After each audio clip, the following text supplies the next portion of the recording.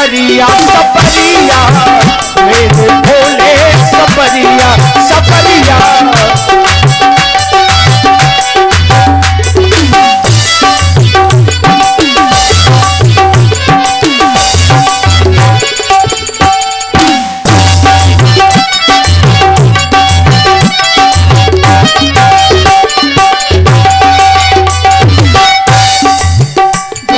का तुम दुख हर लेते, दीनों की तुम पहले सुनते।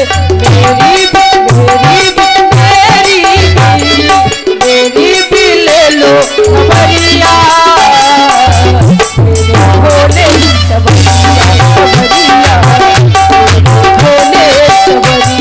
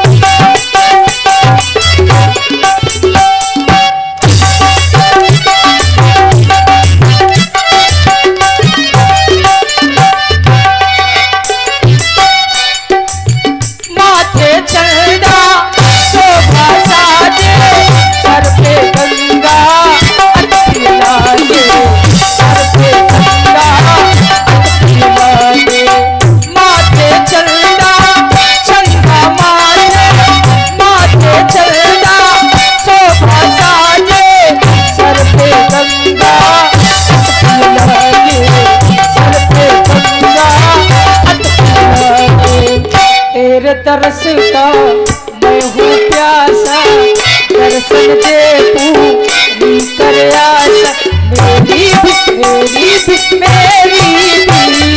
मेरी भी ले लो खबरिया, भोले सबरिया भोले सबरिया।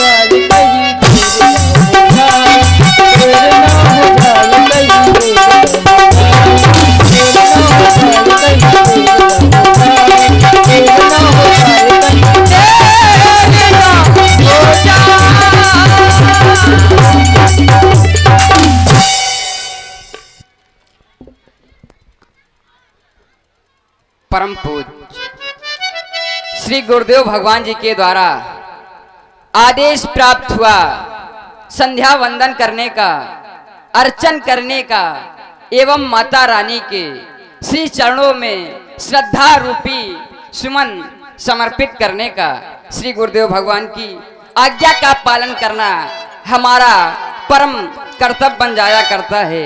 और आचार्य कहते भी हैं कि जे गुरुपद अंबुज अनुरागी ते लोकौ वेदौ बड़ भागी, जे गुरु चरण रेन सिर धरही ते जन सकल विभव वश करही। श्री गुरुदेव भगवान जी के चरणों से अनुरोध रखने वाला शिष्य सदैव यश की प्राप्ति होता है। और फिर ये मानव शरीर बड़े भाग्य से प्राप्त होता है।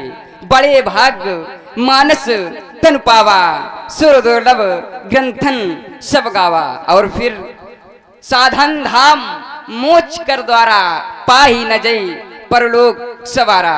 यह मानव शरीर बड़े भाग्य से मिलता है, बड़े कष्ट में मिलता है। और फिर यह मिलता किस लिए है? तो आचार्य कहते हैं राम जी के भजन करने के लिए मिला है। और फिर इस धरती पर आने के बाद अगर व्यक्ति भजन ना करे तो कुछ नहीं कर पाता है। भजन कर लिया तो सब कुछ कर लिया। इस धरती पर आने के बाद, इस वसुंधरा पर आने के बाद, इस माया रूपी जगत में आने के बाद व्यक्ति भूल जाता है परमात्मा को। किसी कवि ने कहा है कि बहुत बड़ा परिवार बनाया, उससे बड़ा झमेला, और अंतिम में सब छोड़ छाड़ उड़ जाता हंस अकेला। और फिर संध्या के लिए हम दोनों बंधु आए थे भैया। संध्या क्यों करनी चाहिए? तो आचार्य कहते हैं कि जो अनजाने में पाप हो जाते हैं, उन पापों का विनाश हो जाता है। और फिर पाप होते कैसे हैं? अगर हम किसी पथ पर चल रहे हों, पथ माने रास्ता होता है व्यास जी। अगर हम किसी रास्ते पर चल रहे हों और चरणों के नीचे, पैरों के नीचे अगर कोई छोटा सा जीव आ जाए तो उसकी मृत्यु हो जाती है। इसीलिए अनजाने में पाप हो जाते हैं। हे आराध्य, आपने अपने आराध्य का ध्यान कर लिया, और मेरे आराध्य तो आप हैं, मेरे सब कुछ आप हैं। हे प्रभु, लोकाभिरामम रणरंग धीरम राजीव नेत्रम रघुवंशनाथम कारुण रूपम करुणाकरंतम श्री रामचंद्रम शरणम प्रबद्धे। श्री रामचंद्रम शरणम प्रबद्धे। नित्य क्रियाओं से निर्मित होकर के भगवान श्री राम गुरु जी के पास में लौट गए। इधर राजा जनक जी ने देखा कि आज स्वयंवर का अंतिम दिन है और दीप दीप के राजा हमारी मिथिला में पधार चुके। अब राजा जनक जी ने क्या किया?